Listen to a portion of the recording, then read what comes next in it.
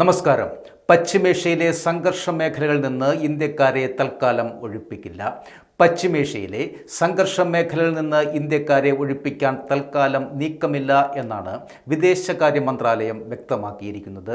സ്ഥിതി നിരീക്ഷിക്കുകയാണെന്നും രക്ഷാദൗത്യത്തിന് ഇപ്പോൾ നീക്കമില്ല എന്നും വിദേശകാര്യ വക്താവ് രൺധീർ ജയ്സ്വാളാണ് അറിയിച്ചത്. സംഘർഷം വ്യാപിപ്പിക്കുന്നത് അംഗീകരിക്കാനാവില്ല എന്നും ഇതിൽ കടുത്ത ആശങ്കയുണ്ടെന്നും വിദേശകാര്യ മന്ത്രാലയം വ്യക്തമാക്കി. സമാധാന ശ്രമങ്ങളുമായി സഹകരിക്കാൻ ഇന്ത്യ തയ്യാറാണ്. ചർച്ചകളിലൂടെ സംഘർഷം പരിഹരിക്കണമെന്നും വിദേശകാര്യ വക്താവ് ആവശ്യപ്പെട്ടു. നേരത്തെ തന്നെ പശ്ചിമേഷ്യയിലെ യുദ്ധ സാഹചര്യം വഷളായാൽ ഇന്ത്യക്കാരെ ഒഴിപ്പിക്കാൻ വ്യോമസേന തയ്യാറാണെന്ന് വ്യോമസേന മേധാവി എയർ മാർഷൽ AP സിംഗ് അറിയിച്ചിരുന്നു. ഇതിനായുള്ള പദ്ധതി തയ്യാറാക്കിയിട്ടുമുണ്ട്.